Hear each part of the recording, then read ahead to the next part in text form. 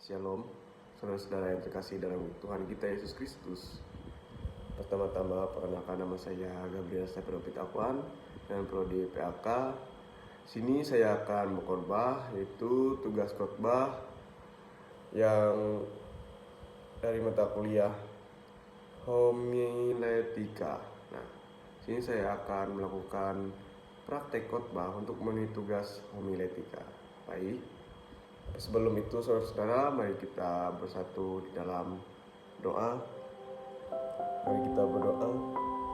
Bapa yang penuh kasih dalam sorga, kami bersyukur untuk anugerah-Mu pada hari ini. Terima kasih karena Engkau sudah membawa kami sama-sama untuk duduk diam di hadapan-Mu, mendengarkan firman-Mu yang hidup. Tuhan, saat ini kami mau membuka hati kami. Kami percaya bahwa firman-Mu adalah berita bagi kaki kami dan terang bagi jalan kami. Tapi kami juga sadar, tanpa karya roh kami, Roh Kudus, kami hanya mendengar dan dengan telinga, tanpa sungguh-sungguh mengerti dengan hati. Karena itu Tuhan, kami mohon bukalah hati kami, bukalah pikiran kami, supaya setiap kata yang diberitakan tidak hanya menjadi informasi, tapi menjadi kekuatan, penghiburan, dan pengharapan. Kami berdoa juga untuk hamba-Mu yang akan menyampaikan firman. Urapilah bibir dan hatinya, sehingga yang keluar bukanlah kata-kata manusia, tapi kebenaran firman-Mu sendiri. Jagalah supaya ia setiap pada kebenaran, rendah hati, dan berani menyampaikan apa yang Engkau taruh dalam hatinya. Terima kasih ya Tuhan Yesus. Inilah doa dan suruhan-Ku. Kami berdoa dan bersyukur. Haleluya, amin. Baik, saudara-saudara, di sini judul khotbah saya yaitu jangan takut, Tuhan menyertai kita. Nah, nas yang saya ambil itu dari Yesaya pasal 1 ayat yang 10 dengan Yesaya 41 ayat 10 dengan isinya yaitu janganlah takut sebab aku menyertai engkau, janganlah bimbang sebab aku ini Allahmu. Aku akan meneguhkan, bahkan akan menolong engkau. Aku akan memegang engkau dengan tangan kananku yang membawa sebuah kemenangan. Baik teman-teman, sini judul yang saya ambil itu jangan takut, Tuhan menyertai kita. Saudara-saudara yang terkasih dalam Tuhan kita Yesus Kristus, hari ini adalah hari yang indah karena kita bisa berkumpul, duduk diam di hadapan Tuhan, mendengarkan firman-Nya dan merenungkan kasih-Nya.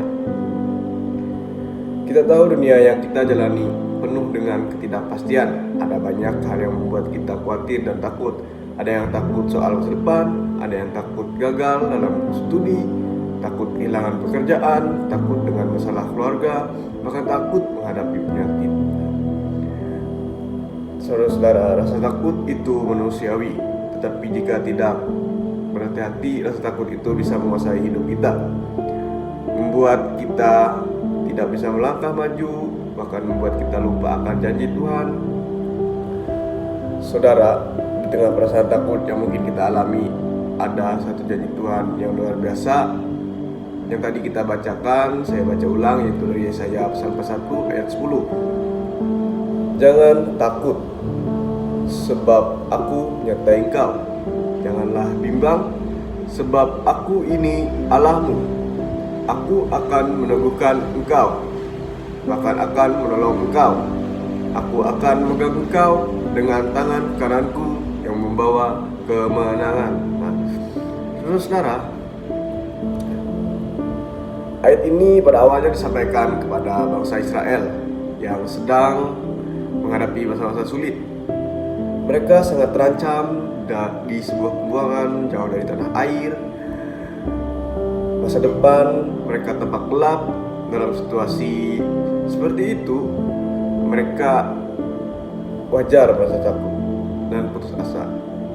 Tetapi disitulah Tuhan hadir melalui Nabi Yesaya mengingatkan mereka, jangan takut sebab aku menyertaimu. Di situ bukankah ini juga pesan yang kita butuhkan pada hari ini, saudara-saudara? mari kita melihat lebih dalam mengapa kita tidak perlu takut. Ada 3 alasan utama yang saya dapatkan, saya ambilkan, yaitu pertama, karena Allah menyertai kita. Firman Tuhan berkata di sini, jangan takut sebab aku menyertaimu. Pernyataan Tuhan bukanlah janji kosong. Itu adalah realita yang dialami oleh hamba-hamba Tuhan sepanjang sejarah. Yusuf adalah salah satu contohnya. Nah, kita ngambil dari Yusuf, dijual oleh saudaranya, dibuang, difitnah, dan dipenjara. Namun Alkitab berulang kali mencatat Tuhan menyertai Yusuf.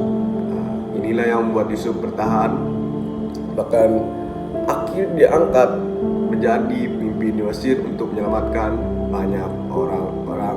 Nah, saya ingin bertanya kepada saudara-saudara, pernahkah saudara merasa sendirian?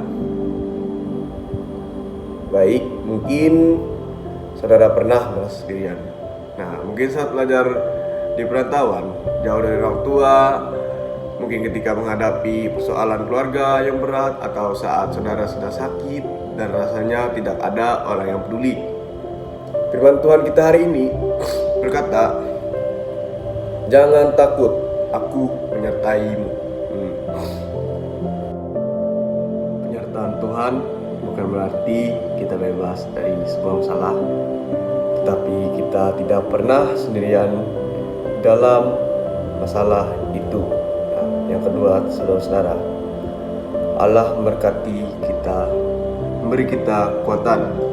Firman Tuhan berkata, aku akan menguatkan engkau. Saudara, kekuatan manusia sangatlah terbatas. Kita bisa jatuh, kita bisa gagal, dan kita juga bisa menyerah. Tetapi kekuatan Allah tidak terbatas. Ketika kita lemah, justru disitulah kuasa Allah bekerja. Nah, saya beri sedikit ilustrasi sederhana. Sebuah handphone bisa punya fitur canggih, kamera bagus, memori besar. Nah, tapi kalau baterainya habis, ia sangat tidak berguna. Ia juga perlu untuk diisi. Nah, demikian juga kita bisa memiliki banyak kemampuan, kebenaran, kepintaran, pengalaman. Nah, tetapi tanpa kekuatan dari Tuhan, cepat atau lambat, kita akan kehabisan tenaga. Kita melalui doa, firman, dan persekutuan, Tuhan sedang mengisi ulang kehidupan kita. Dan ketika kita diisi ulang, kita punya kekuatan baru untuk melangkah lagi. Saudara, banyak orang hari-hari ini kelelahan bukan hanya sebab fisik, tapi juga mental dan rohani. Ada mahasiswa yang lelah mengejar nilai, ada pekerja yang lelah mengejar target, ada orang tua yang lelah menghadapi beban keluarga. Nah, tetapi firman Tuhan berkata kepada kita semua, aku akan menguatkan engkau. Nah, kekuatan dari Tuhan itu bukan sekedar sebuah energi, tetapi semangat baru, penghiburan baru, bahkan keberanian baru. Dan yang ketiga, Allah memberi kita kemenangan. Firman Tuhan berkata, aku akan memegang dengan tangan kananku yang membawa kemenangan. Nah, perhatikan teman-teman atau saudara-saudara, bukan sekedar sebuah penyertaan, bukan sekedar juga sebuah kekuatan, yaitu tapi kemenangan. Mari kita belajar dari Daud. Ia hanyalah seorang pengembala muda atau gembala muda dengan ketapel dan 5 batu. Nah, baik. Di sini lawan Daud ialah Goliat, seorang raksasa yang sangat terlatih, lengkap dengan senjata perang. Secara manusia tidak mungkin Daud untuk bisa menang melawan Goliat. Tapi ada tetapinya, saudara-saudara. Tetapi karena Tuhan ada di pihaknya. Nah, di sini Daud bisa mengalahkan Goliat dengan satu batu. Itulah kemenangan dari Tuhan. Masalah yang kita hadapi mungkin terlihat sebesar Goliat. Bisa jadi itu masalah ekonomi, skripsi yang tak kunjung selesai, penyakit yang belum sembuh, atau relasi yang rusak. Nah, tapi saudara, Tuhan berjanji akan memegang tangan kita dan memberikan kemenangan. Mungkin caranya tidak sesuai harapan kita, tetapi percayalah, bersama Tuhan kita adalah pemenang. Sekarang mari kita tarik nafas atau tarik penerapan firman ini dalam kehidupan kita. Bagi teman-teman mahasiswa, jangan takut menghadapi sebuah ujian, penelitian, atau masa depan. Kita percaya bahwa Tuhan menyertai dan menguatkan kita. Atau teman-teman, bagi pekerja atau orang tua, jangan takut menghadapi kebutuhan sehari-hari, tanggung jawab pekerjaan, atau masalah ekonomi. Tuhan adalah Allah yang memelihara. Bagi yang sedang sakit atau dalam pergumulan hidup, jangan takut, Tuhan adalah Allah yang menopang dan memberi kemenangan bagi kita semua. Saya ingin menegaskan sekali lagi teman-teman, saudara-saudara, iman tidak berarti kita tidak pernah takut. Tetapi iman berarti kita berani melangkah meski ada rasa takut, karena kita percaya Tuhan menyertai kita. Amin, saudara-saudara. Saudara-saudara, seringkali kita sibuk melihat besarnya masalah kita sehingga kita lupa melihat betapa besarnya Allah kita. Jangan biarkan rasa takut menguasai kita, saudara-saudara. Biarkan iman kita yang menguasai rasa takut. Gantilah rasa takut dengan iman, gantilah kecemasan dengan doa, gantilah keluhan dengan pengharapan. Baik, sedemikian teman-teman, sebagaimana penutup, marilah kita mengingat 3 hal utama dari Yesaya tadi. Yesaya 1 ayat 10. Yang pertama, Tuhan menyertai kita. Yang kedua, Tuhan memberi kita kekuatan. Yang ketiga, Tuhan beri kita kemenangan. Karena itu, jangan takut, jangan cemas. Tuhan ada di pihak kita. Dan jika Allah ada di pihak kita, siapa yang bisa melawan kita? Mari teman-teman, saudara-saudara, mari kita bersatu di dalam doa. Mari kita berdoa. Bapa yang penuh kasih, kami datang kepadamu dengan hati yang rendah. Kami sudah mendengar firman-Mu yang berkata, janganlah takut, sebab aku menyertai-mu. Dan saat ini ya Tuhan, kami ingin berdoa bukan hanya untuk diri kami sendiri, tapi juga bagi banyak orang di sekitar kami. Kami juga berdoa untuk para mahasiswa dan generasi muda ya Tuhan. Engkau tahu pergumulan mereka dalam studi, dalam mencari arah hidup, dalam menghadapi masa depan. Kiranya Engkau meneguhkan langkah mereka, memberikan hikmat, dan menjadikan mereka terang serta garam di tengah masyarakat. Kami berdoa untuk keluarga-keluarga, banyak rumah tangga yang sedang dalam tantangan ekonomi, relasi, bahkan kesehatan. Tuhan hadirlah dalam setiap rumah, bawa damai, sejahtera, persatuan, dan kasih yang tulus. Kami juga berdoa ya Tuhan untuk gereja-Mu. Biarlah gereja-Mu tetap setia memberitakan Injil, menguatkan yang lemah, dan menjadi berkat di tengah dunia yang penuh kegelisahan ini.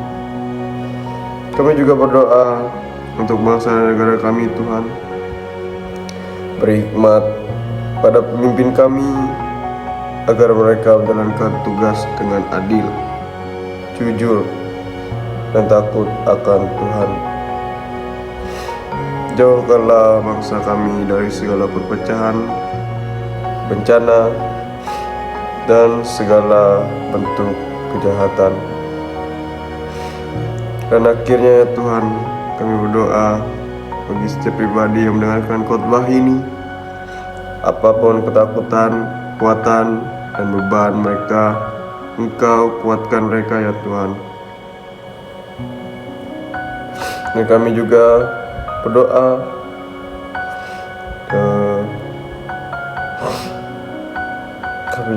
ya Tuhan, dan akhirnya setiap pribadi yang mendengar khotbah ini, apapun kekuatan, kekhawatiran, dan beban mereka, Engkau sendiri yang datang menguatkan, Engkau yang menuntun dengan tangan kananmu yang membawa kemenangan.